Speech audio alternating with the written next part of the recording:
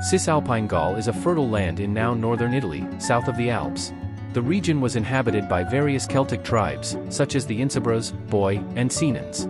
It was a land shaped by the rich Gaul history and its conflicts with Rome. Countless of wars and skirmishes had been fought between the Cisalpine Gallic tribes and the nascent Roman Republic.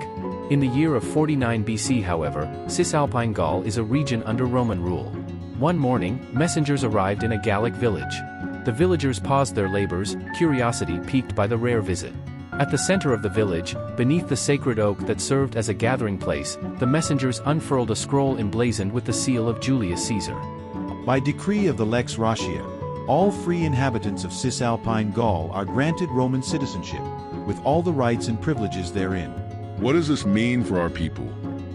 It means now you may own land, engage in trade across the Republic, and are protected under Roman law. Hearing these, all the Gauls present were surprised. In the past, Roman had been granting citizenship to the surrounding Latin neighbors, and even the Greeks. But Gauls were barbarians to the Roman eyes, and they knew this quite well. On top of that, the Gauls on the Cisalpine region fought against Roman in just less than a century before. The conflict between Rome and the Gauls is a long one, with the Gauls being one of Rome's most persistent enemies. In 390 BCE, when Rome was still a burgeoning city-state, the Gauls, fierce warriors from the north, descended upon Rome with unbridled ferocity. The Gaulish warriors were victorious against the Roman during the Battle of Allia, and they sacked the city of Rome. Flames consumed temples and homes alike as the invaders looted treasures and sacred artifacts. Over the ensuing centuries, Rome and the Cisalpine Gaulish tribes clashed repeatedly in significant battles that shaped their enduring enmity. In 310 BC, the Romans faced a formidable alliance of Etruscans and Cisalpine Gauls at the Battle of Lake Vadimo. And decades later, the pivotal Battle of Telamon in 225 BC marked a decisive Roman victory. During the Second Punic War, the Gauls allied with Hannibal, participating in the Battle of Trebia in 218 BC. By the mid-2nd century BCE, the Roman Republic finally had its upper hand. The Roman legions, seasoned from numerous campaigns, launched a series of intensive military operations aimed at subduing the formidable Gaulish tribes that inhabited the region. The Battle of Cremona in 194 BCE marked a turning point, where the disciplined Roman legions decisively defeated the Gaulish forces of Boii and Neighbours.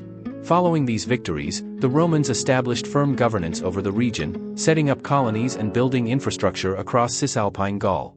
Roads, aqueducts, and public buildings sprang up, mirroring the grandeur of Rome itself. With the war over the region seems to be over, the Romans finally had Cisalpine Gaul under their control. But that is not the end of the story. With the citizenship of the Gauls being granted, the Roman Republic started to integrate the Cisalpine Gauls into their society, becoming Roman citizens. One might wonder why the Roman would easily grant citizenship to its former enemies, but this is not the first time the Roman done so.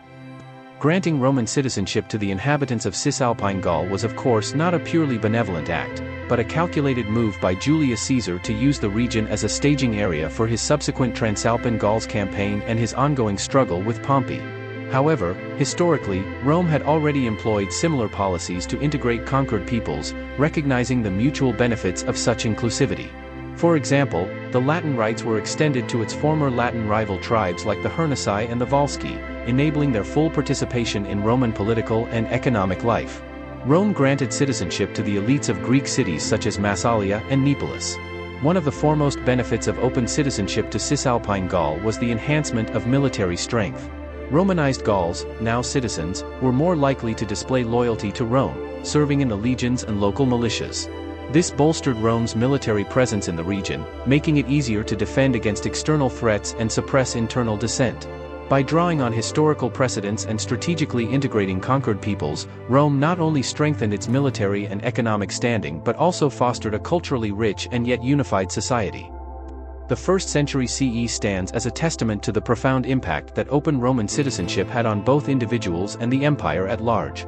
One such example is definitely the Apostle Paul, who was a strict Pharisaic Jew and yet a fully Roman citizen who later became Christian, and he lived just half a decade after the Lex Ratiae.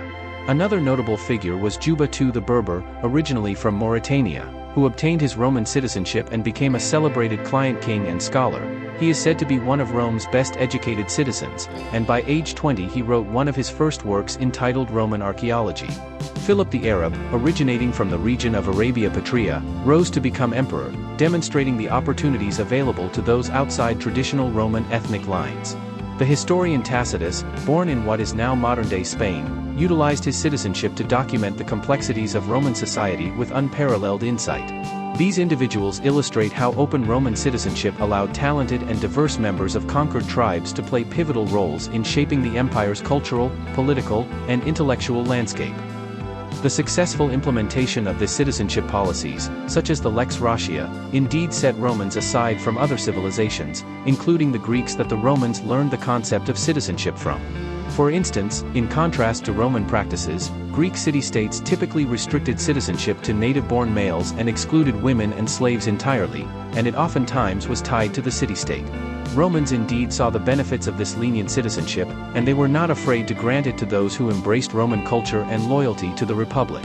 This crucial factor was the key to preserve the Roman institution for centuries to come, which we saw in the Byzantine Empire, as well as the preservation of the Roman legal system and even the Roman Senate during the barbarian invasions. Please like and subscribe.